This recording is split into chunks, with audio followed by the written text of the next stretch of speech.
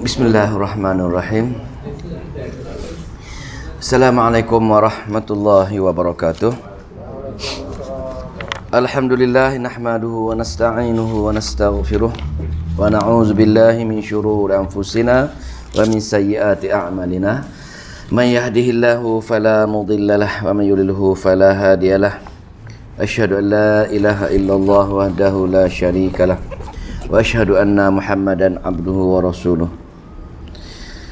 Alhamdulillah, syukur kepada Allah Subhanahu wa taala kerana memberi kesempatan untuk kita sekali lagi dalam suatu majlis ilmu, iaitu untuk sambungan perbahasan mengenai ilah seperti mana dalam ringkasan Hujjatullah Al-Balighah.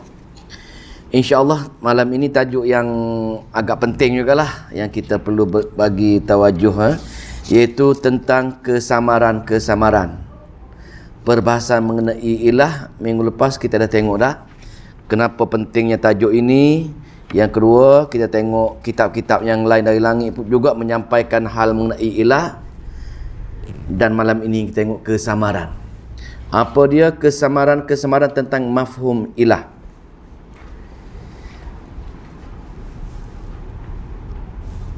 Kita tengok muka surat. Itulah kesamaran tentang mafhum ilah. Ini adalah tentang kesamaran kepada umat zaman sekarang. Bukan kepada kesamaran masyarakat Arab jahiliah.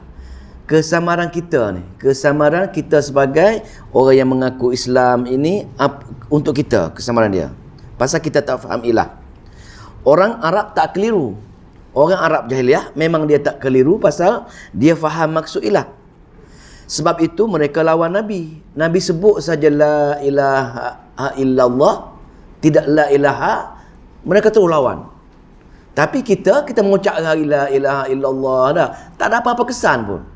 Dalam masa sama kita buat juga perkara-perkara kesyirikan. Kerana kita mulut kita yang menafikan. Tidak ada ilah, mulut yang menafikan, tapi kita menyeru ilah-ilah yang lain. Itu masalah dia.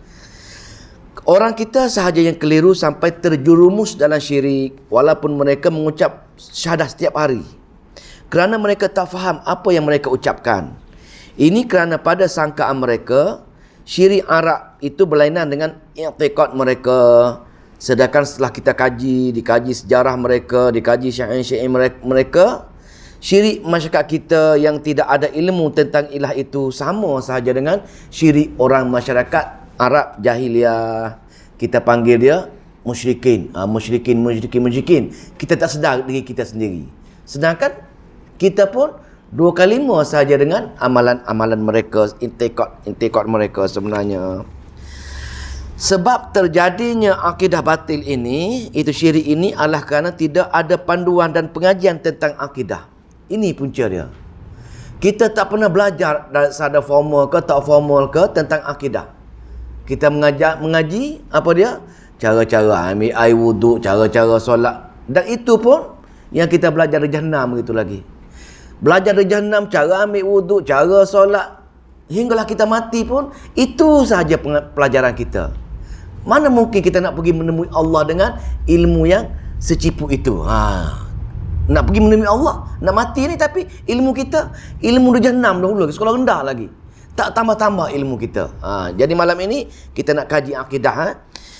Tentang akidah itu melalui kitab muktabar dan guru yang muktabar. Kalau belajar akidah pun belajar bukan cara yang benar seperti mana kitab muktabar ataupun guru yang muktabar. Kitab yang muktabar ialah kitab Al-Quran berdasarkan ahli-ahli tafsir yang muktabar. Guru yang muktabar pula guru yang mengajar kitab-kitab muktabar tersebut berdasarkan talaki dengan guru dia hingga Rasulullah sallallahu alaihi wasallam. Kegagalan kita belajar keadaan yang sebegini bertalaki dengan ayat-ayat Allah ini menyebabkan kita tak faham apa itu akidah sebenarnya. Kitab paling muktabar adalah Quran, dan guru yang muktabar adalah guru yang belajar talaki secara bersanad. Kena belajar secara bersanad sebagaimana kita yang belajar sekarang ini terus kepada sanad kepada Rasulullah SAW. Bahaya kalau kita baca sendiri. Kononnya kita baca sendiri, kononnya kita pandai bahasa Arab, kononnya, maka kita baca sendiri ilmu tentang akidah. Takut kerana kita keliru. Kerana dengan sanaklah yang menjaga kesahihan ilmu. Ikut kata guru kepada Imam Bukhari, Abdullah Mubarak, dia katakan al-isnadu minaddin. Al-isnadu minaddin. Sanad itu, pengajian sanad itu merupakan sebahagian daripada agama. Lau al-isnadu, kalau bukan kerana sanad beragama ini, maka semua orang akan kata masya'a. Semua orang kata apa-apa daripada agama ni. Kalau bukan pengajian bersanad, tidak ada dalil-dalil yang sahih, semua orang berkata pasal agama. Dia boleh cakap apa saja pasal dia kata agama, sedangkan cakap itu bukan daripada sumber yang sahih.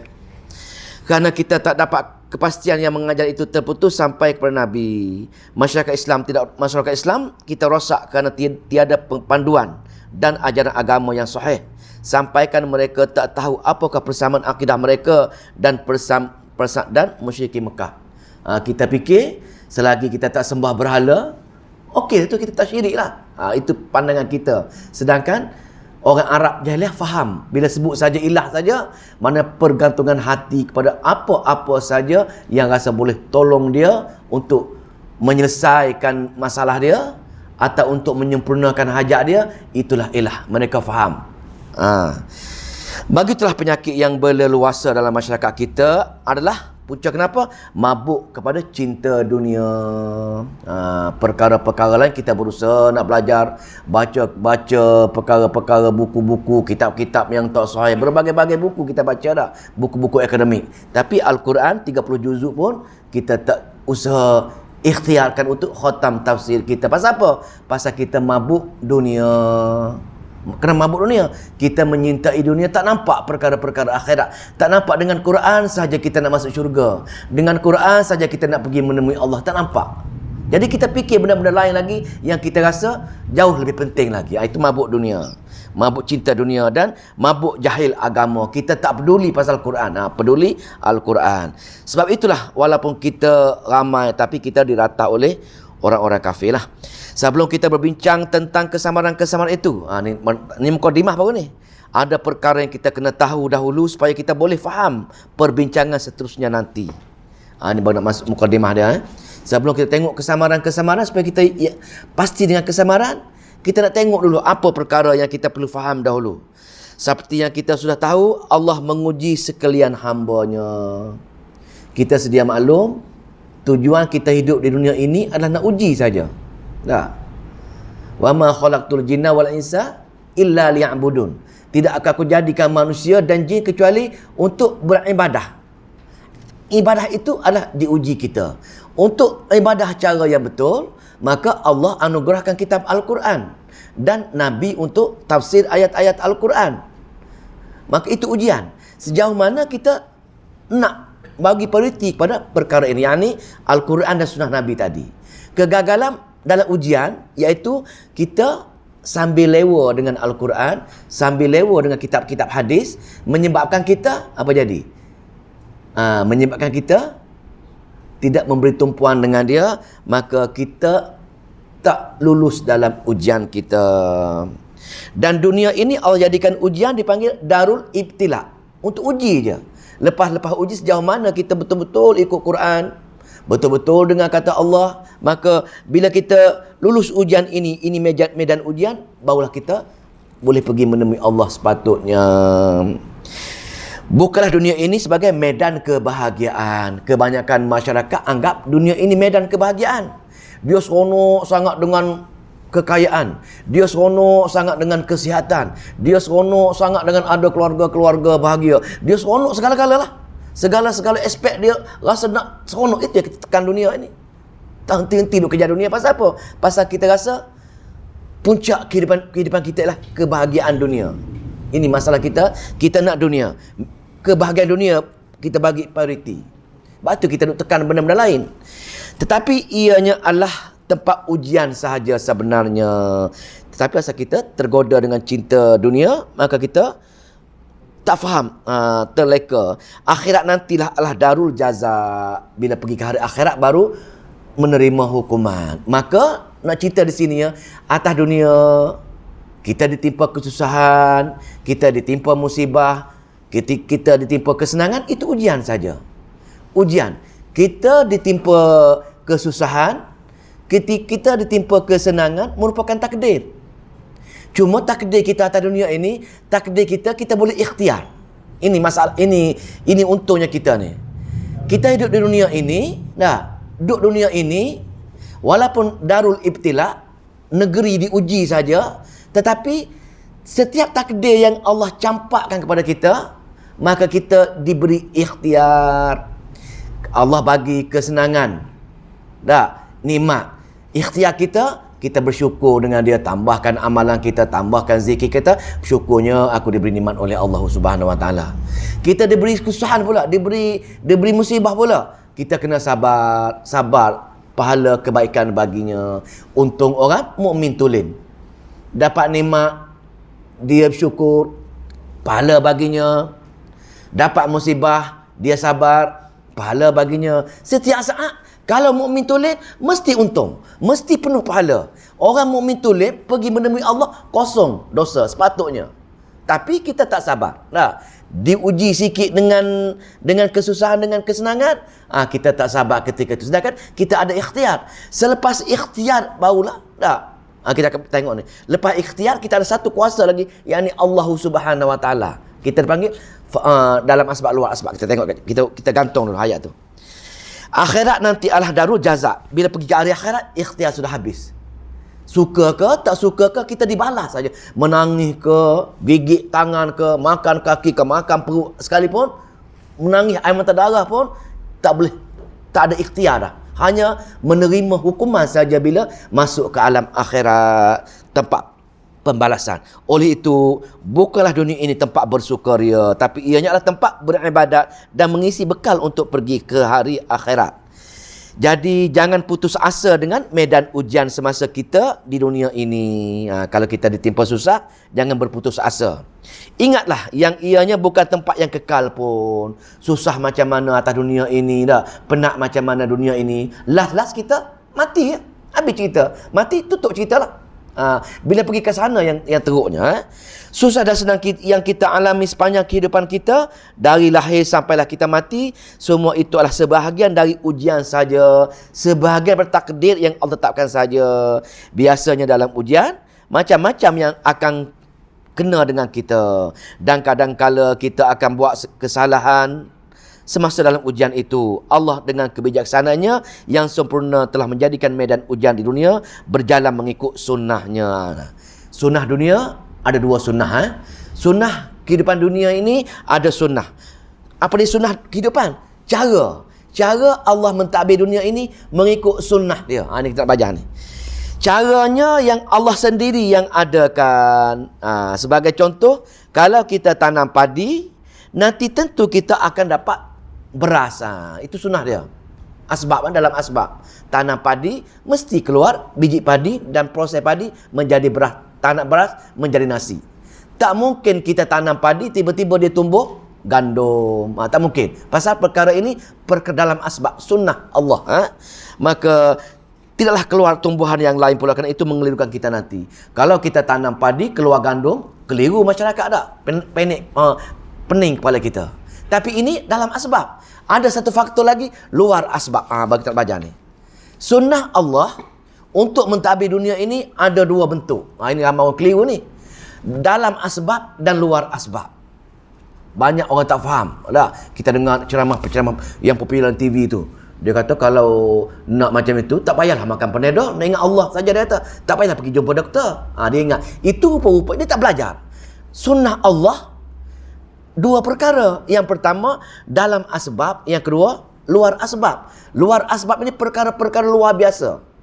Ma fauqa asbab, Quran Arabnya. Ma fauqa asbab, perkara-perkara di atas asbab. Api bertukar daripada panas bertukar menjadi sejuk. Kita tidur satu malam saja, tiba-tiba surah Kahfi 300 malam boleh tidur.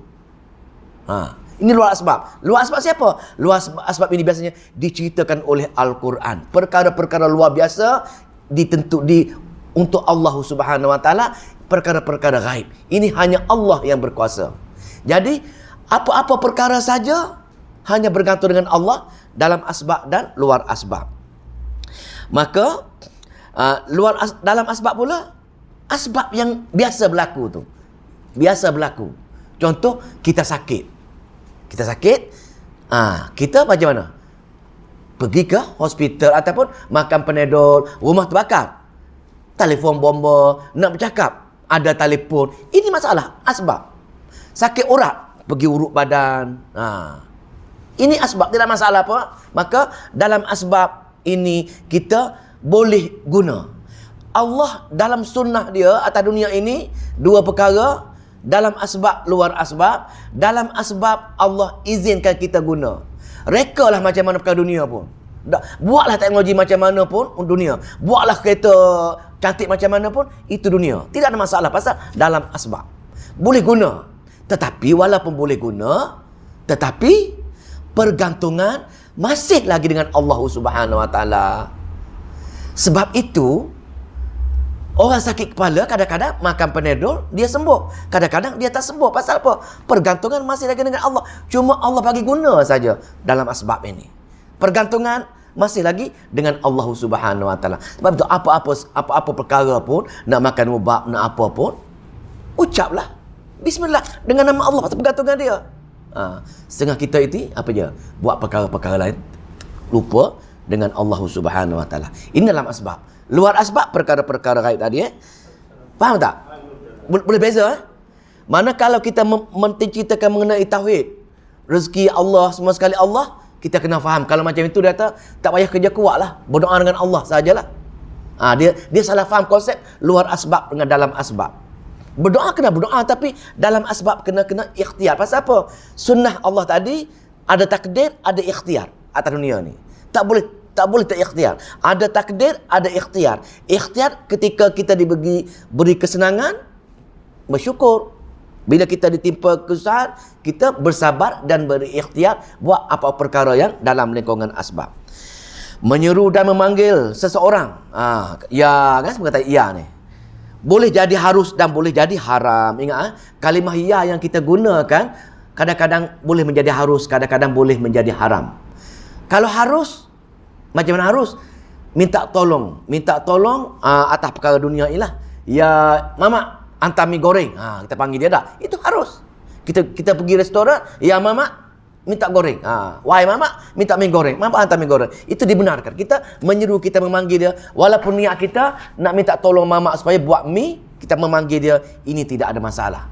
Pertama. Yang kedua, kalimah ya yang ada perkara-perkara bahasalah, perkara-perkara kesusasteraan. Ya Nabi salam alaika tu.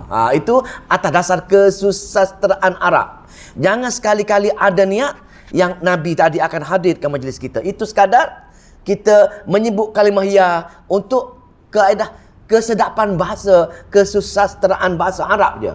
Jangan ada pasal niat Nabi akan hadir, akan tolong kita. Ali akan datang, akan tolong kita. Ya Syekh Qadir Jalani. Tak boleh. Pasal apa? Pasal kita punya niat, dia akan datang.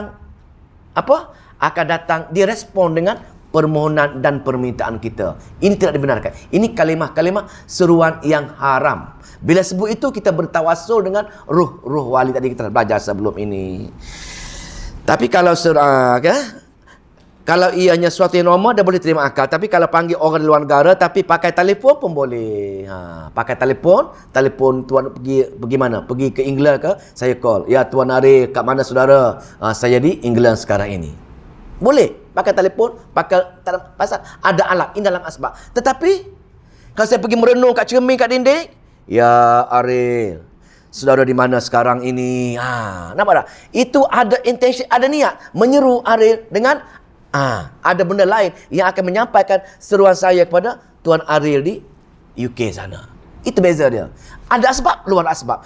Kalau dalam asbab, gunalah apa-apa alat kecanggihan ini kita boleh guna. Tapi pergantungan masih lagi dengan Allah. Tapi kalau kita sebarang seru, sebarang ibadah, Tidak ada apa-apa perkara yang alat yang kita guna ini.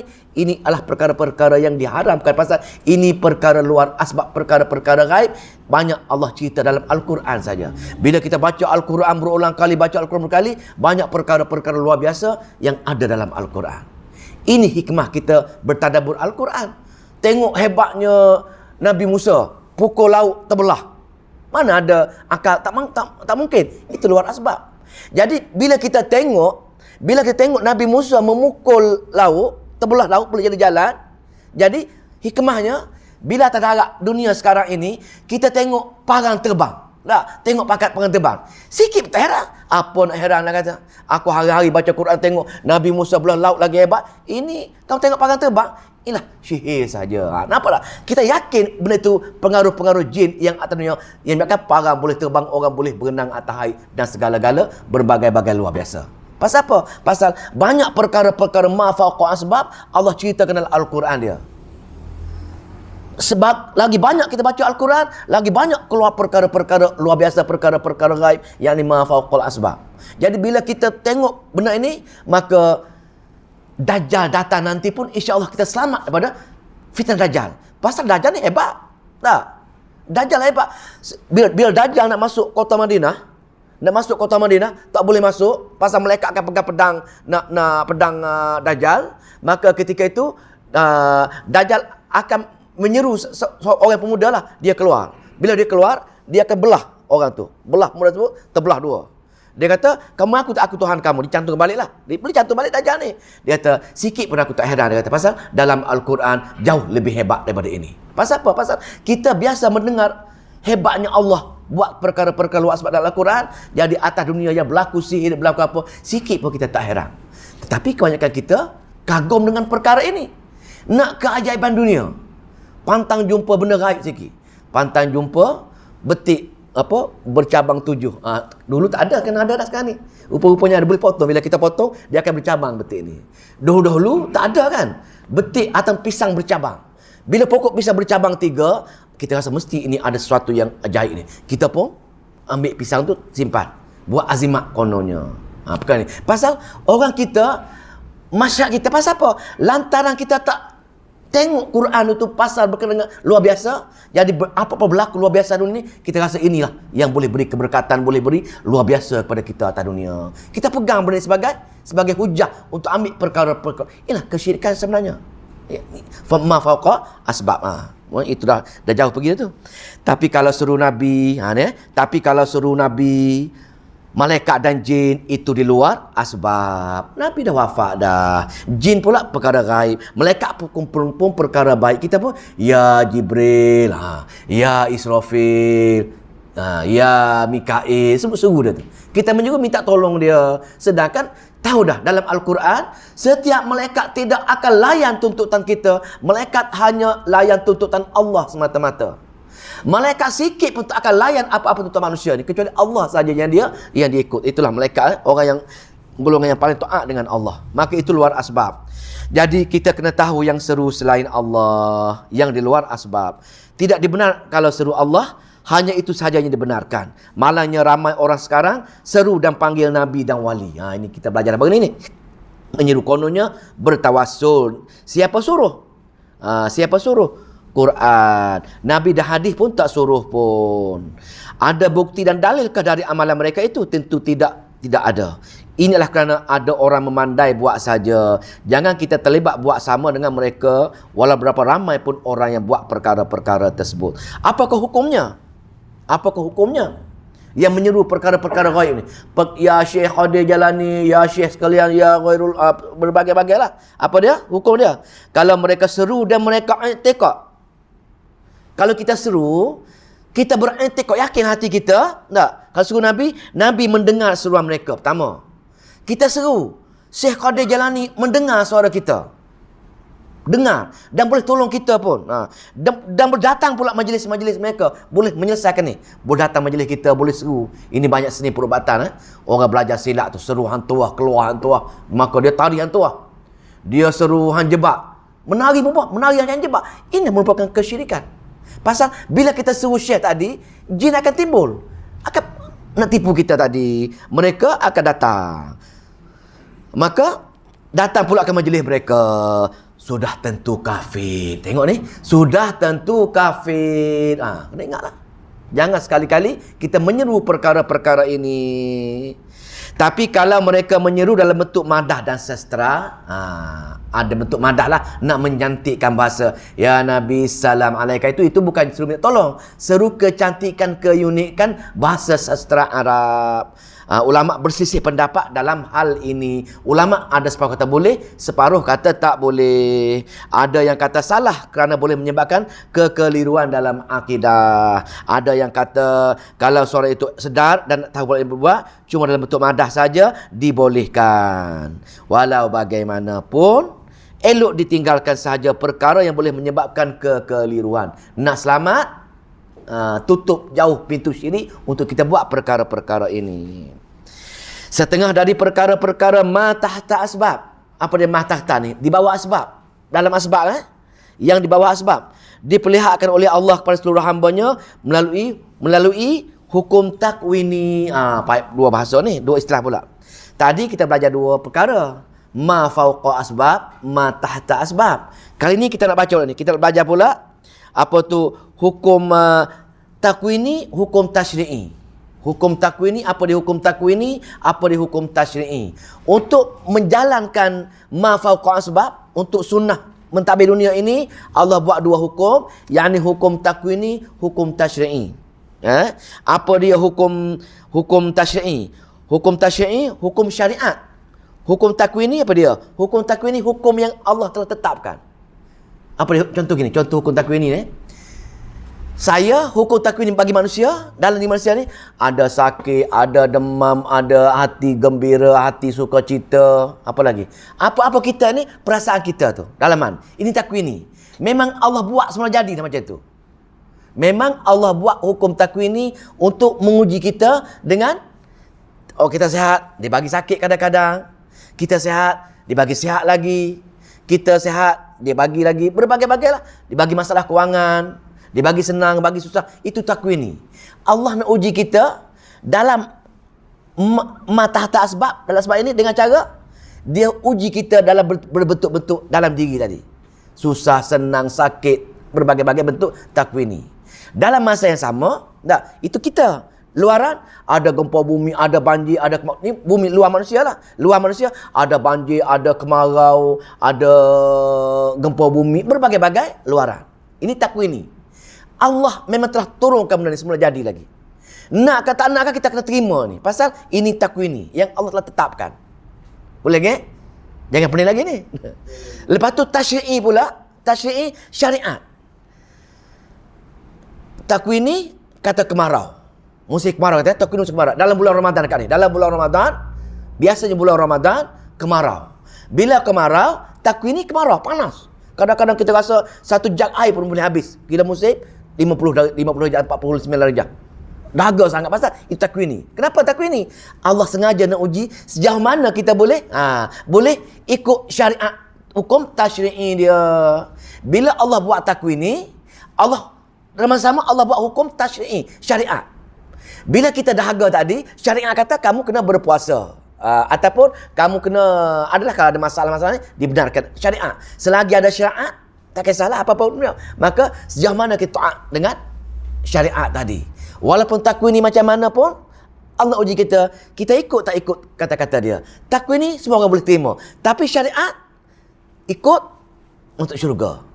Tak ikut, aku humbankan ke dalam neraka jahanam. Tengok, pasal apa? Allah nak uji kita dengan ma tahta asbab tadi.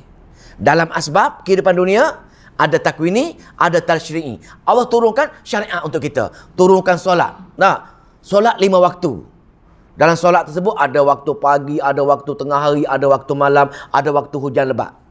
Syariat mesti datang solat berjum'ah sebagai contoh. Maka nak ke tak nak ke, panas ke, hujan ke, walaupun ada syariat mengatakan bila hujan kita boleh solat ke rumah, itu tak ada hal lah. Kita boleh solat, ada dibenarkan. Tapi hujan sejuk sangat ni, takut nak datang ke surau sejuk. Maka syariat kata datang berjum'ah. Maka ketika itu, takwini kata sejuk. Maka sejauh mana kita ikut takwini tadi? Ada kita ikut syariat, hukum tasyrik tadi berlawan dengan takwini tadi. Nampak tak dia punya beza dia? Inilah bentuk ujian Allah. ma fawqa asbab, ma tahta asbab, dan tasyri'i dan takwini kita baca. Dah jelas setengah dari perkara takwini hukum takwini kun fayakun. Takwini Allah kata jadilah. Allah nak gempa bumi, berlaku gempa bumi. Mana-mana saja. Allah kata kemarau. Bukan Allah sebut kun fayakun. Kun fayakun ini dalam Al-Quran cerita dan tafsir Quran ialah betapa cepatnya iradat Allah. Sekadar Allah nak, iradat dia terus berlaku. Bukannya kata kun fayakun. Kita pun orang ambil ilmu sesat ni nak buat apa-apa kun fayakun. Dia pun amal ilmu tu. Bila dia nak buat sesuatu dia menggunakan kun fayakun, ayat Al-Quran tadi telah bertukar menjadi sihir, maka jin akan mengambil alih tempat ayat Quran tadi. Berlaku kadang-kadang tu. Nak tumbuk orang kun fayakun, tembak mati member tu. Pasal apa? Pasal dah bertukar menjadi sihir sebenarnya. Walaupun ayat Quran. Ayat Quran kalau salah guna untuk kejahatan, dia akan bertukar daripada mukjizat kepada sihir. Ini bahaya ni. Sebab tu setengah orang tu buat sesuatu menjadi, tapi menjadi dengan kemurkaan Allah Subhanahu Wa Taala. Kun fayakun. Sebagai contoh, kalau tanam padi hasilnya tumbuh padi, ianya hukum yang diberikan sama rata dan bukan hukum syariah, hukum sama rata. Semua orang tanam padi semualah. Dah. Jadi semua padi keluar padi semua sekali. Tapi walau bagaimanapun ada takwin di sini. Takwin ni Allah turunkan bencana alam ke, itu takwin ni. Oleh itu tidak boleh jadikan hukum takwin ni untuk menyatakan murka atau redha Allah kerana Allah beri sama rata pada semua. Kalau padi itu datang musibah dah, kita kata padam muka itu Allah balas dia tu. Tak boleh. Jangan mengukur macam itu. Pasal tak boleh kita mengukur setiap perkara itu dengan kemurkaan Allah. Suatu perkara pasal ini takwin ni. Bila takwin ni semua sekali akan rasa benda tu. You baik ke, you jahat ke, turun takwin ni semua rasa. Turun gempa bumi akan rasa semua. Tak payahlah katakan rumah dia tu tak kena bumi pasal dia wali. Nampak tak sekarang ni? Banyak kita sekarang ni. Banyak perkara-perkara yang pelik-pelik lah kita meletakkan perkara-perkara yang kita rasa benda ni luar biasa lah. Dah. Contoh kita sebenarnya benda baik tapi cara tak baik. Ada berlaku banyaklah perkara-perkara luar biasa yang kita sering ambil contoh. Satu rumah terbakar, Quran tak terbakar. Dah. Satu rumah kena tsunami, Quran tak hanyut. Kita suka mengatakan macam ni. Dah. Kita suka meletakkan level kepada benda yang kita rasa bukan sunnatullah. Memang berlaku ada macam itu, tapi bukan kerana Allah sayang dengan benda tu. Bukan kerana saya kebetulan. Kena ingat tu. Benda-benda ini ma tahta sebab ma fawqa sebab ini perkara ini bukan semacam tu. Jangan kita anggap bila tu wali boleh minta air tawar dengan dia lah. Tengok rumah dia ni tak banjir, rumah rendah tak banjir dah. Rupa-rupanya rumah dia memang parik cantik, rumah tinggi tak banjir, tapi tiba-tiba kita rasa dia ni ada sesuatu kelebihan dengan dia. Boleh Jangan kita terlalu mengagungkan benda baik. Kita rasa benda yang pelik-pelik, kita reka lah berbagai-bagai cara bila luar biasa sikit. Ini masalah kita ni. Pasal manusia ini amat taksub dengan perkara luar biasa. Manusia pegang luar biasa ini merupakan perkara kebenaran. Sebab tu kita rasa satu benda ni kalau luar biasa kan, hebatnya dia. Kita suka buat macam tu. Kesimpulan. Suka buat kesimpulan. Sunnahnya dari jenis ma fawqa asbab, yang di atas asbab. Sunnahnya dari jenis perkara gaib, perkara luar biasa pula diperlihatkan kepada hamba-hambanya melalui hukum tasyri'i, hukum syariah. Hukum inilah yang boleh menyebabkan manusia masuk semula ke syurga atau neraka. Syariah tadi ianya adalah neraka kepada amalan kita, neraca beramalan kita. Kedua-dua jenis hukum ini dari Allah belaka. Allah yang menentukan kedudukannya. Allah yang menuntut hambanya mengikut hukum tasyri'i ini yang sifatnya tidak berubah dan dilakukan dalam hukum takwini yang sifatnya sentiasa berubah. Tasyri'i tidak akan berubah. Kalau solat 5 waktulah sehari semalam. Solat sunat macam tu sajalah. Tapi takwini akan berubah-ubah. Kadang-kadang berlaku benda-benda yang menakutkan, kadang-kadang berlaku benda-benda yang menyukarkan. Kenapa takwini berlaku? Takwini berlaku, Allah izinkan untuk menguji tasyri'ah kita tadi, syariat kita tadi. Sejauh mana kita memenuhi tuntutan untuk diujian darul ibtila atas dunia ni. Allah sengaja menguji kita dengan menekan seteruk-teruknya. Allah nak uji. Tadi saya bercakap dengan kawan saya lah. Kawan saya ni dulu pegawai tinggi kerajaan lah. dia menangis pagi-pagi. Dia kata kenapa tak pergi melawat dia mata tak nampak. Dia kata buah pinggang teruk, jantung teruk. Dia kata dia tak boleh, dia rasa gelap gulita sekarang lah, nak berjalan percucu tarik. Dia kata dia kosong dunia ini. Dia kata dia kata dia macam berputus asa. Saya huraikan dia bab tasyyi' dengan takwin. Dia kata Syekh Untung sebenarnya sakit, dalam keadaan sakit macam ini, dosa Allah ampunkan. Saya baca hadis Aisyah tadi. Untung orang mukmin tulen dapat nikmat, dia bersyukur, pahala baginya. Dapat musibah, dia sabar, pahala baginya. Kata Syekh, untung apa? Kata 10 tahun dah Syekh sakit macam ni. Dosa Syekh tu, kalau Syekh taat sabar, dah habis semua dah. Syekh pergi jumpa Allah nanti, dah kosong dah. Dia lagi kuat menangis. Dia tu kuat menangis. Masya Allah, dah azan dah. Nak ceritanya, kadang-kadang dia tak sedar. Dia kata habis ikhtiar berubat. Dia gini kata, habis ikhtiar berubat atas ma takhta asbab. Ini yang orang tak faham ni. Ma takhta asbab, kita bola hospital sakit lagi, pergi urut pun sakit lagi, bomoh yang betul lah, bomoh yang guna ni pun sakit lagi. Habis ikhtiar dah, sakit lagi. Bila sakit tu, habis buat cara ma takhta asbab, tak hilang-hilang. Ingat, kita masih ada lagi ma fawqa asbab. Kita lupa yang ma fawqa asbab ni, Allah boleh buat apa saja dari benda yang tak logik pada benda yang logik. Tak ada perkara. Ini kita lupa. Kita tak berdoa, kita tak menangis, kita tak minta memohon sebagaimana bermohonnya Nabi Allah Zakaria kepada Allah pasal kemandulan dia. 100 tahun dia berdoa kepada Allah untuk dapat anak. Tak jemu-jemu berdoa. Nabi Ayub sakit macam tu, berdoa tak berhenti-henti. Dah. Benda ni Allah kuasa. Ma fawqa asbab ada, tapi kita lupa ma fawqa asbab. Jadi bila kita tak mengaji apa dia ma fawqa asbab, luar asbab ini, Allah tak ada perkara yang mustahil bagi Allah Subhanahu wa taala. Wahai Allah, aku tahu kamu ada perkara luar biasa yang boleh tolonglah aku. Meraya macam itu sekali. Dah. Banyak yang kita baca kisah-kisah wali, termasuk Syah Waliullah ini. Dia nukil kitab dia lah, tapi yalah, kita kena tengok sejarah dia pasal dia mengalami. Dah. Kenapa setengah orang sakit 6 bulan tak mati? Kenapa orang sihat tak makan seminggu mati? Tengok. Kenapa orang sakit 6 bulan, setahun kena sakit tak mati, tak makan apa-apa? Pasal apa? Ini luar biasa yang Allah bagi pada perkara itu. Tapi kalau kita sesak hutan, seminggu dah terjelepuk dah. 2 minggu habis dah, jalan dah. Ini kita lupa yang ma fawqa asbab tadi. Maka ma fawqa asbab inilah yang kita perlu minta dengan Allah bila ma tahta asbab dah habis dah. Tapi kebanyakan kita bila habis ma tahta asbab, kita tak cari ma fawqa asbab. Kita cari apa dia cari? Cari syekh-syekh, wali, malaikat, jin. Ini yang kita cari. Pasal apa? Pasal kita merasakan dunia ini ada banyak perkara-perkara luar biasa yang kononnya Allah anugerahkan kepada golongan-golongan ini. Jual nama Allah lagi. Apa asalnya data? Dia pun ustaz ni, mesti Allah bagi anugerah dengan dia. Mesti Allah bagi anugerah, bomoh patah dengan dia.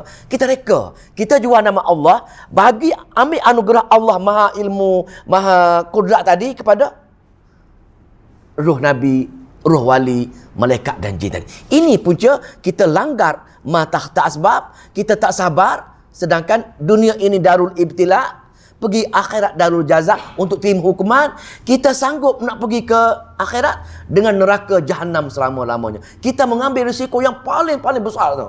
Kita mengambil risiko yang paling-paling besar, di mana bila kita mati, kita sanggup pergi ke neraka selama-lamanya dengan cara kita mencari ruh Nabi, ruh wali, malaikat dan jin, menyeru perkara-perkara ini untuk menyelesaikan masalah kita atas dunia dan menyempurnakan hajat kita atas dunia. Kita nak sangat keindahan, keseronokan dunia ini. Pasal apa? Pasal takut dunia kita tak bahagia, takut dunia ini kita menderita. Kita tak fikir langsung bab kita akan menderita selama-lamanya di hari akhirat nanti. Jadi insya-Allah bila kita faham dah ma tahta asbab, ma fawqa asbab, kita dah faham dah hukum takwini, hukum tasyri'i, insya-Allah dua perkara ini menyebabkan kita akan faham apa dia kesamaran mengenai ilah yang kita akan belajar minggu depan insya-Allah.